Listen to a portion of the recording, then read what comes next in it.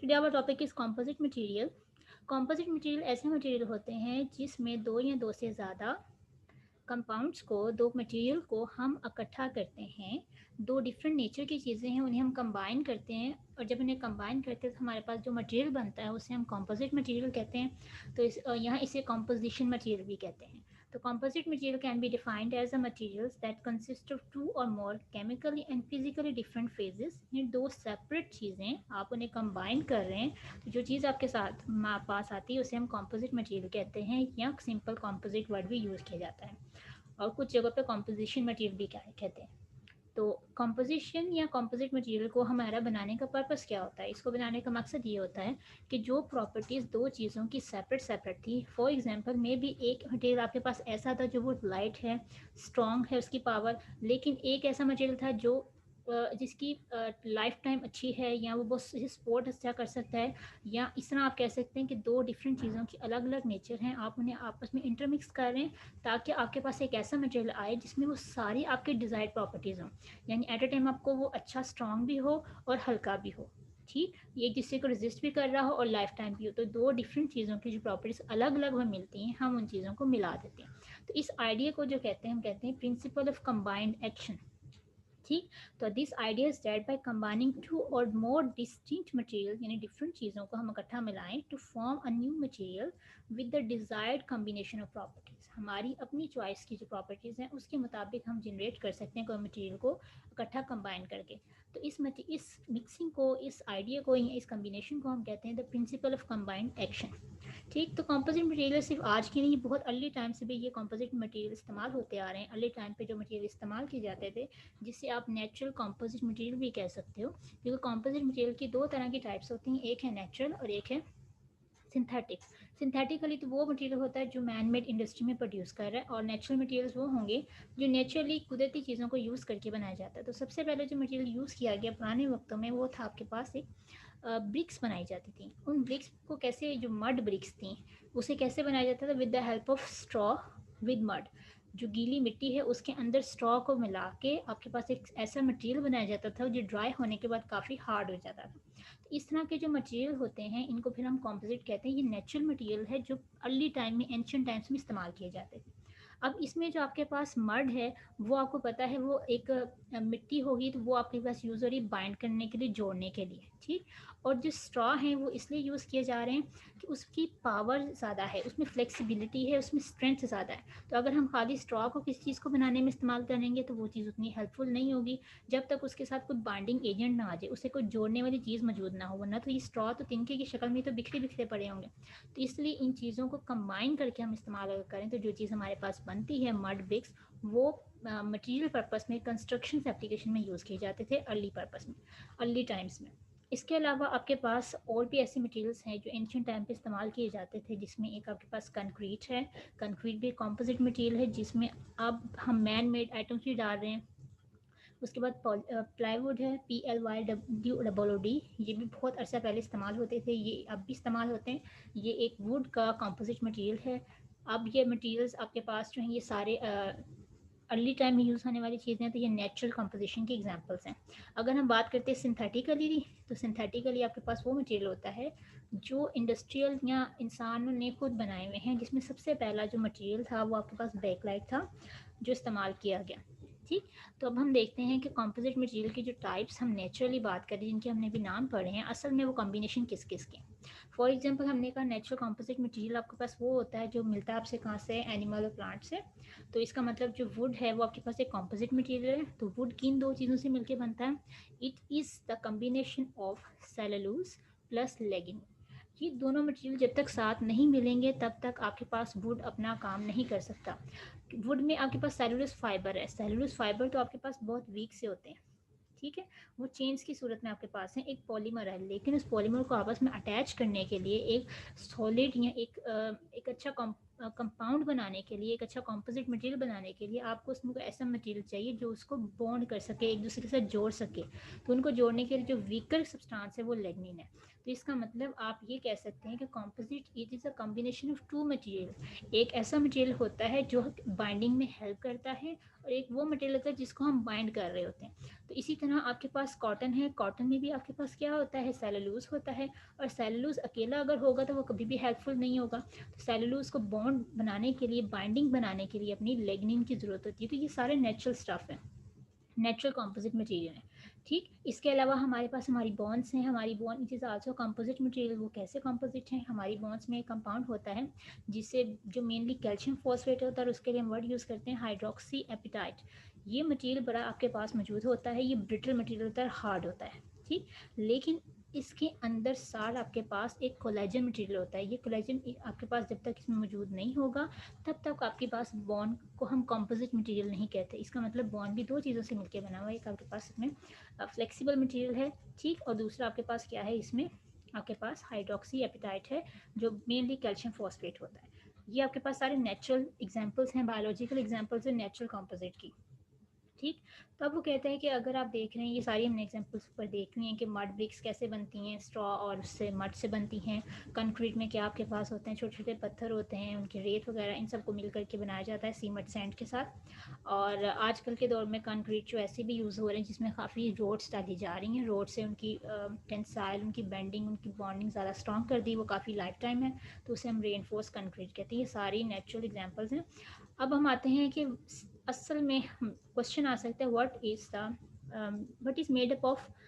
आपके पास जो composite material है वो किसका बना हुआ होता है, तो कंपोजिट मटेरियल दो चीज़ों से मिलकर बनता है, जिसे में एक बाइंडर होता है। बाइंडर के लिए एक टर्म यूज़ की जाती है मैट्रिक्स। मैट्रिक्स और बाइंडर एक ही चीज़ है। It surrounds and binds together. ये बाइंड किसको करता है, फाइबर को या फ्रेगमेंट्स को। धागों की सूरत में बारीक बारीक सी एक आपके पास मटेरियल होता है जिसे हम फाइबर या फ्रेगमेंट्स कहते हैं, जो कोई दूसरा मटेरियल का होता है, जिसे हम रेनफोर्समेंट कहते हैं। इसका मतलब आपके पास मैट्रिक्स से आपसे पूछा जाए what are the combination of composite, या कंपोजिट मटेरियल किससे मिलकर बनता है, तो उसमें आप बताएंगे कि मैट्रिक्स और रेनफोर्समेंट से मिलकर बनता है। मैट्रिक्स का काम होता है बाइंड करना, इसको बाइंड करना फाइबर या फ्रेगमेंट्स को, और फाइबर फ्रेगमेंट्स क्या होते हैं, दीज आर द रेनफोर्समेंट। इसका मतलब composite is equal to matrix plus reinforcement. ठीक, तो उसके बाद आपके पास है कि सिंथेटिक, अगर मैनमेड की बात कीजिए तो सबसे पहले आप याद रखिएगा कि सिंथेटिक में सबसे पहले फाइबर ग्लास को कंपोजिट मटेरियल बनाया गया था। ठीक, अब फाइबर ग्लास का वर्ड यूज़ कर रहे हैं तो आपने याद रखना है, हमें पता है कंपोजिट मटेरियल दो चीज़ों से मिलकर बनता है, वो कौन कौन सी है, मैट्रिक्स और रीइंफोर्समेंट। अब आपके पास जो फाइबर ग्लास की एग्जांपल है, इसमें आपके पास मैट्रिक्स जो है वो क्या होगा, आपके पास इट इज़ प्लास्टिक। प्लास्टिक की जो बेस है, जो जोड़ने के लिए हम चीज़ इस्तेमाल करेंगे, वो मैट्रिक्स है। बाइंडर है, उसे हम प्लास्टिक कहेंगे। अब प्लास्टिक तो हो गया, अब आपके पास मैट्रिक्स, लेकिन जो दूसरी चीज़ है वो क्या है, रेनफोर्समेंट। अगर हम फाइबर ग्लास इस्तेमाल कर रहे हैं तो इसका मतलब इसमें ग्लास का जो मटेरियल होगा वो रेनफोर्समेंट होगा। ग्लास को हम फाइन थ्रेड्स में बारीक बारीक धागों की शक्ल में यूज़ करेंगे, ठीक है, तो वो रेनफोर्समेंट होगी, और प्लास्टिक आपके पास मैट्रिक्स होगा। अगर हम इसमें थोड़ा सी वेरिएशन लेके आना चाहें तो हम इस ग्लास की जगह पे कार्बन के फाइबर्स भी यूज़ कर सकते हैं। ठीक, और इसमें वेरिएशन आ जाए तो कार्बन नैनो ट्यूब्स भी इस्तेमाल हो सकती हैं। लेकिन इनमें क्या चेंज आता है कि फाइबर ग्लास जो है as compare to carbon fibres, carbon nano tubes थोड़ा से लेस एक्सपेंसिव है।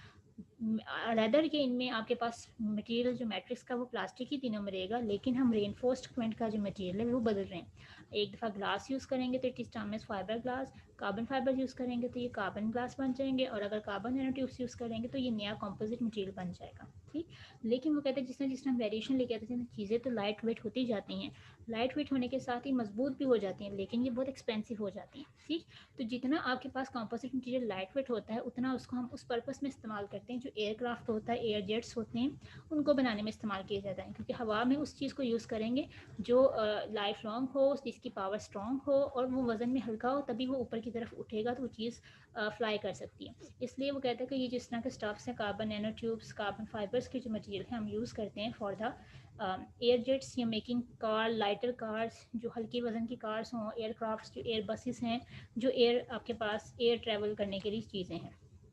ठीक, तो इसमें आपके पास वो आ गया। दूसरा, हम इस्तेमाल ही क्यों कंपोजिट को करते हैं, तो कंपोजिट का सबसे जो मेन एडवांटेज है वो आपके पास क्या है, they are lighter as well as strong. वो हल्के भी होते हैं और स्ट्रॉन्ग भी होते हैं। ठीक, लेकिन ये हमारी अपनी चॉइस होती है, हम किस तरह के कॉम्बिनेशन को मिलाएं, कौन सा मैट्रिक्स यूज़ करें, कौन सा बाइंडर यूज़ करें। कौन सा दूसरा मटेरियल यूज़ करें जिसको थ्रेड धागों की शक्ल में इस्तेमाल किया जाएगा। अब जो धागे होंगे वो केले पड़े हुए तो हेल्पफुल नहीं होते, वो धागों की शक्ल में जो मटेरियल होगा आपके पास, उस मटेरियल को बाइंडर आके एक दूसरे से जोड़ देता है। तो ये दोनों जब तक साथ नहीं मिलेंगे आपके पास कॉम्पोजिट मटेरियल नहीं बन सकता। तो इसके लिए आप जो भी चॉइस करते हैं इट्स अप टू यू, कि आपकी अपनी डिज़ायर्ड क्वांटिटी की होती है कि आप कौन सा मटेरियल यूज़ करोगे, ठीक है। तो composite also provide design flexibility, यानी आप अपनी वेरिएशन अपनी मर्ज़ी के हिसाब से कर सकते हैं। दूसरा कंपोजिट जो मटेरियल होता है उसकी शेप्स बहुत कम्प्लेक्स भी बना सकते हैं हम, उसको मोल्ड बड़ी जल्दी कर सकते हैं, ठीक है। लेकिन एक तरफ तो ये बहुत अच्छा यूटिलाइज़ करने के लिए चीज़ें हैं, बहुत अच्छी हैं, सारे इसके बड़े फ़ायदे हैं, लेकिन दूसरी तरफ ये बहुत कॉस्टली भी होता है। जिसका मतलब ये होता है कि आल्थो जो रिज़ल्ट इसके बहुत अच्छे हैं, लेकिन आपके पास इसको ख़रीदने का, इसको बनाने का, इसको इकोनॉमिकली ये बहुत एक्सपेंसिव होते हैं, ठीक। तो आगे आपके पास वही क्वेश्चन रिपीट हो गया कि आपके पास स्ट्रक्चर या कॉम्पोजिशन क्या होते हैं। तो आपके पास दो तरह का मटेरियल यूज़ होता है, मैट्रिक और डिस्पर्स फेस। यहाँ डिस्पर्स फेस का वर्ड यूज़ किया कि डिस्पर्स को ही रेनफोर्स्ड कहते हैं, यानी रेनफोर्समेंट वाला, ठीक। फेस कह दो, मटेरियल कह लो, एक ही बात है। इसका मतलब कंपोजिट मटेरियल में दो फेजेस होते हैं, यानी दो मटेरियल चीज़ों को आप इकट्ठा करते हैं, एक होता है मैट्रिक्स, एक होता है डिस्पर्स। मैट्रिक्स आपके पास प्राइमरी फेस होता है जिसका स्ट्रक्चर कॉन्टीन्यूस होता है। कॉन्टीन्यूस का मतलब है आपके पास एक सपोज आपके पास ये एक बॉक्स की शेप में, यानी इसमें कॉन्टीन्यूटी है, ठीक। जबकि आपके पास रेनफोर्स में क्या होता है, वो आपके पास थ्रेड लाइक स्ट्रक्चर होगा और वो थोड़ा सा डिसकॉन्टीन्यूस पैटर्न में होता है। तो डिसकॉन्टीन्यूस पैटर्न में जो आपके पास होगा वो आपके पास क्या होगा, इट इज़ आर रेनफोर्स या डिस्पर्स फेस। आप फेस कर देंगे डिस्पर्स मटेरियल या रेनफोर्समेंट मटेरियल कह लो, एक ही बात है, ठीक है। तो ये रेनफोर्स फेस होगा। तो आप ये याद रखिएगा कि जो रेनफोर्स्ड फेस होता है it is usually stronger than matrix. इसकी वजह क्या है, क्योंकि रेनफोर्स का मतलब है एक फोर्स एग्जर्ट वो कर रहा है, ठीक है, वो ज़रा स्ट्रांग होगा। मैट्रिक्स को हम डालते इसलिए क्योंकि वो जोड़ सके, और जो चीज़ जोड़ेगी तो एज़ कम्पेयर टू दूसरी चीज़ों के स्ट्रांग नहीं होगी, वो थोड़ा सा वीक होगी, वो अब उसका लोड बांटती है जाके, ठीक है। ये डिस्पर्स फेस को या रेनफोर्स फेस को आपस में जोड़ती है मैट्रिक्स, इसलिए मैट्रिक्स को थोड़ा सा फ्लेक्सिबल होना है, उसने डक्टाइल होना है, उसने हार्ड नहीं होना। अगर ये मैट्रिक्स ही हार्ड हो जाएगा तो ये अपने अंदर किसी चीज़ को डालेगा भी नहीं। तो इसलिए इसको डक्टाइल और लेस हार्ड होता है, जबकि दूसरी तरफ it is very stronger disperse phase, और इसमें डक्टाइलिटी उतनी नहीं होती, डिसकॉन्टीन्यूस होता है, ठीक। तो ये आपके पास आगे दोनों फेजेस के हैं। उसके बाद आपके पास एग्जांपल्स हैं कुछ के रेनफोर्स एंड मैट्रिक्स क्या हैं। आपने ये एग्जांपल्स पीछे पढ़ ली नेचुरल में, और जो सिंथेटिक है कोई भी आप इसमें से प्लेस आउट कर सकते हैं। उसमें से बताना होगा कि मैट्रिक्स कौन सा है और रेनफोर्स कौन सा है, ठीक। उसके बाद है मैट्रिक्स की प्रॉपर्टीज़ हैं। मैट्रिक्स यानी जो बाइंडर है, बाइंडर को कैसा होना चाहिए, सबसे पहले बाइंडर को लो कॉस्ट होना चाहिए। ईजिली प्रोसेसिबिलिटी मतलब उसे यूटिलाइज़ करना ईजी होना चाहिए, ईजी टू हैंडल होना चाहिए। गुड केमिकल रेजिस्टेंस, इसका ये मतलब है कि वो ये ना हो कि आपको टेम्परेचर या कोई कंडीशंस हमारी सराउंडिंग में बदलें तो फ़ौरन से उसकी प्रॉपर्टीज़ भी चेंज हो जाएं। इसकी स्पेसिफिक ग्रेविटी कम होनी चाहिए। ऑन द अदर हैंड अगर ये लो स्ट्रेंथ का है तो ये लो मॉड्यूलस होगा, लो ऑपरेटिंग। सारी बात है, अगर आप उसकी फ्लेक्सिबिलिटी, उसकी चीज़ें कम कर रहे हो, तो जहाँ ये सस्ता होता है वहीं पे इसकी जो स्ट्रेंथ है वो कम होती है, हो जाए तो इसकी जो यूजेज हैं वो बड़े कम हो जाते हैं, ठीक है। अगर ये केमिकल रेजिस्टेंट नहीं होता, दैट मीन्स वो मेरी टेम्परेचर के कंडीशंस चेंज हम करें, कुछ करें, तो ये हमारे पास ना टेम्परेचर लिमिटेड हो जाता है, यानी खास टेम्परेचर पे जाकर ये काम करता है। एक तरफ तो वो लो कॉस्ट कह रहा है, लेकिन दूसरी तरफ कहता है कि अगर ये क्वालिटीज़ हम देखते हैं तो दूसरी तरफ इसका टेम्परेचर डिपेंडेंट आ जाता है, ये टेम्परेचर पर डिपेंड करना शुरू कर देते हैं। The properties of composite are the function of their properties of constituent phase, their relative amount, geometry of the dispersed phase। कहते हैं मैट्रिक्स डिपेंड करता है, जो चीज़ इसके अंदर आके अटैच्ड हो रही है, जिसको ये जोड़ने की कोशिश करेगा, जिसको हम रेनफोर्समेंट या डिस्पर्स्ड फेस कहते हैं, ये उसके ऊपर डिपेंड करता है कि उसके साथ जो चीज़ जुड़नी है वो किस तरह की है, ठीक है। तो प्रॉपर्टीज़ जितनी भी हैं, या आप इसकी एग्जांपल्स देख लो, एप्लीकेशंस देख लो, वो सारी डिपेंड करती हैं कि ये किस तरह की हैं, किस तरह के बने हुए हैं, ठीक। तो मैट्रिक्स की यहाँ पे कुछ आपको पिक्चर्स नज़र आ रही हैं। ये जो बहुत रेक्टेंगुलर सा बॉक्स है, इसको उसने कहा है मैट्रिक्स फेस है। जो इसके अंदर से ट्यूब्स ही रखी हुई हैं उसको उसने डिस्पर्स का नाम दिया है, ठीक है।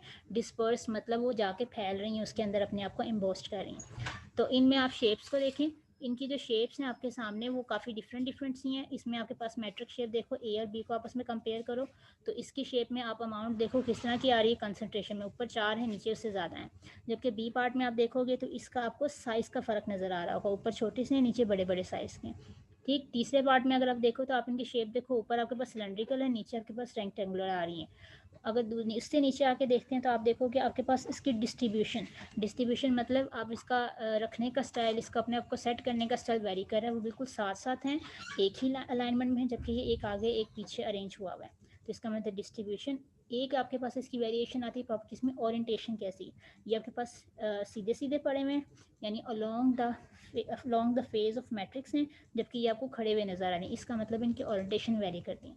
तो ये 5-6 जो पिक्चर्स आपके सामने बनी है वो ये इंडिकेट कर रही हैं कि जो मैट्रिक्स है उसकी प्रॉपर्टीज़ डिपेंड करती हैं कि जो मटेरियल दूसरा आके उसके अंदर इंसर्ट हो रहा है वो किस तरह की नेचर का है, उसकी शेप क्या है। हालांकि जो चीज़ उसमें पहले मौजूद है उसी के अलॉन्ग जा रहा है, उसकी शेप किस तरह की है हम कंपैरिजन कर रहे हैं। तो आप ये याद रखिएगा कि इसकी जो करेक्टरिस्टिक्स होती हैं कंपोजिट मटेरियल की वो इनके पार्टिकल साइज और जो अरेंजमेंट है उस पर डिपेंड करती हैं। ठीक है, तो यहाँ पे भी ये बात आ गई कि properties of composite depends upon the properties of phases. कौन सी चीज़ें मिला रहे हैं, उसकी ज्योमेट्री कैसी है, ज्योमेट्री किसकी, डिस्पर्स फेस जिसको आप डाल रहे हो, जिसको जोड़ना है, उसका साइज़, उसकी डिस्ट्रीब्यूशन, उसकी ओरिएंटेशन और कितनी अमाउंट में डाल रहे हैं। ठीक है, तो कंपोजिट मटेरियल की कुछ इंपॉर्टेंट प्रॉपर्टीज़ हैं यहाँ पे हाईलाइट की हुई हैं, आपने उन्हीं को देख लेना। कंपोजिट मटेरियल बड़ा लाइट इन वेट होता है, यही वजह है कि इसको ऑटोमोबाइल्स में इस्तेमाल किया जाता है और एयरक्राफ्ट में। ठीक है, दूसरा कंपोजिट मटेरियल को इस तरह डिज़ाइन किया जाता है कि ये स्ट्रॉन्गर होता है एज़ कम्पेयर टू एल्यूमिनियम, और स्ट्रॉन्गर होता है। दूसरा एक ये कि इसको हम स्पेसिफिकली किसी भी डायरेक्शन में स्ट्रॉन्ग बना सकते हैं।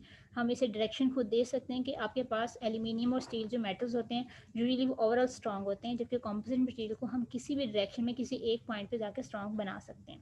उसके बाद आता है इसकी स्ट्रेंथ टू वेट रेशियो। अगर किसी चीज़ की स्ट्रेंथ ज़्यादा है, उसका वेट कम है, तो it is a good one composite material. तो कंपोजिट मटेरियल जब बनते हैं तो उसमें highest strength to weight ratio होती है। अब मैं हाईएस्ट की बात करूँ तो उसका मतलब है स्ट्रेंथ की वैल्यू ज़्यादा होगी, स्ट्रेंथ टू वेट का मतलब है स्ट्रेंथ की वैल्यू आपके पास कहाँ पे लिखी आएगी, स्ट्रेंथ की वैल्यू आएगी आपके पास एस स्ट्रेंथ ऊपर, वेट नीचे। अगर स्ट्रेंथ की वैल्यू ज़्यादा होगी तो आपका आंसर ज़्यादा आएगा। ठीक, अगर वेट की वैल्यू ज़्यादा होती है, फॉर एग्जांपल वेट की वैल्यू ज़्यादा होती है तो आपका जो आंसर है वो छोटा आएगा। तो इसका मतलब आपके पास कंपोजिट मटेरियल जो होते हैं उनकी वैल्यू कैसी होनी चाहिए, उनकी वैल्यू आपके पास highest strength to size ratio होना चाहिए। वजह इसकी क्या है कि ये अगर ये लाइट वेट होगा तो ही इसे ऑटोमोबाइल पे यूज़ कर सकते हैं और प्रोलॉन्ग टाइम के लिए यूज़ कर सकते हैं।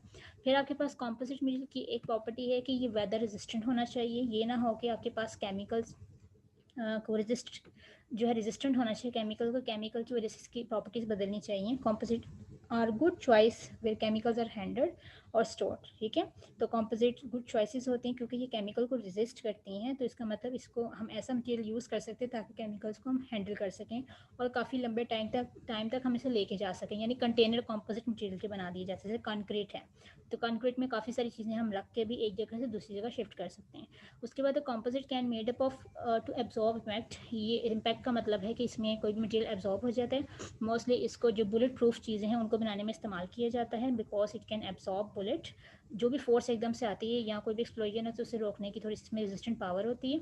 उसके बाद composite can be moulded into complicated shape, इसलिए कंपोजिट मटेरियल को हम मोल्ड आराम से कर सकते हैं किसी भी शेप में किसी भी तरीके से। ठीक है, तभी इसको बहुत सारी डिफरेंट शेप्स में इस्तेमाल किया जाता है, फाइबर ग्लास में, फाइबर शीट्स में, आपके पास बोट्स में, जो आपके पास ऑटोमोबाइल्स हैं उनमें, यानी डिफरेंट शेप्स में हम इसीलिए डाल सकते हैं। ठीक, दूसरा आपके पास इसकी प्रॉपर्टी आती है कि इसकी प्रॉपर्टी ये है कि कंपोजिट मटेरियल्स होते हैं, अगर आप इनको मटेरियल को यूज़ करो तो बहुत बड़ी बड़ी मशीन्स में जितने ज़्यादा पार्ट्स मशीन के होते हैं, अगर एक अच्छा सा कंपोजिट मटेरियल हम बना लें तो we can reduce the machine parts. अगर मशीन पार्ट्स रिड्यूस कर देंगे तो उसकी मेंटेनेंस में हमें कम टाइम लगेगा, उसका स्ट्रक्चर भी कम हो जाएगा, उसका टाइम भी हमें बचेगा हैंडल करने में। तो अगर एक सिंगल पीस कंपोजिट मटेरियल का हम यूज़ करें तो it can replace entire assembly of metal parts. तो इसका मतलब मटेरियल पार्ट्स को, मशीन के पार्ट्स को ये रिड्यूस कर सकता है if you have a good composite material अपनी चॉइस का बन जाए। उसके बाद composite retain their shape and size, उनको सर्दी गर्मी से फ़र्क नहीं पड़ता, वो ह्यूमिडिटी पे श्रिंक नहीं होते, जबकि बाकी जो मटेरियल्स होते हैं वो श्रिंक हो जाते हैं। तो कंपोजिट मटेरियल जो है शेप और साइज़ रेजिस्टेंट होते हैं, उनकी शेप में फ़र्क नहीं आता। ठीक है, उसके बाद कंपोजिट जो होते हैं नॉन कंडक्टिव होते हैं। नॉन कंडक्टिव का मतलब है ये इस पर बिजली का कोई असर नहीं होता, इलेक्ट्रिसिटी को पास नहीं करते हैं, इसलिए जो इलेक्ट्रिक पोल्स होते हैं वो इस मटेरियल के बना दिए जाते हैं। अगर आप पोल्स को डायरेक्ट हाथ लगाओगे उसमें इलेक्ट्रिसिटी नहीं होती, पर बी केयरफुल, हम उसे हाथ नहीं लगाते हैं, लेकिन इलेक्ट्रिसिटी को पास करने के लिए फिर हम वो पोल्स यूज़ कर लेते हैं। ठीक है, जो सर्किट बोर्ड्स वगैरह जो होते हैं, ये आपके पास जो घर में स्विच बोर्ड लगे होते हैं जिनको हम ऑन ऑफ करते हैं, तो ये आपके पास कंपोजिट मटेरियल होता है।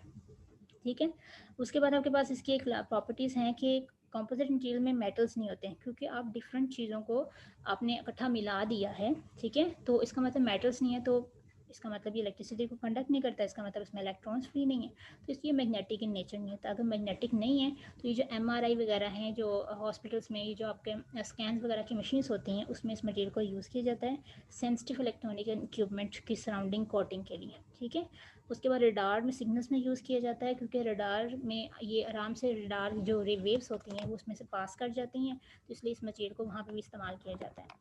उसके बाद कंपोजिट है गुड इंसुलेटर। अगर ये इलेक्ट्रिसिटी को पास नहीं करते तो इज नॉन कंडक्टर, तो ये गुड इंसुलेटर होते हैं। इसलिए जो बिल्डिंग्स हैं उनमें डोर पैनल्स जो विंडोज़ होती हैं, अगर उनको प्रोटेक्शन और करनी हो तो हम उसमें कंपोजिट मटेरियल का इस्तेमाल करते हैं, ठीक है।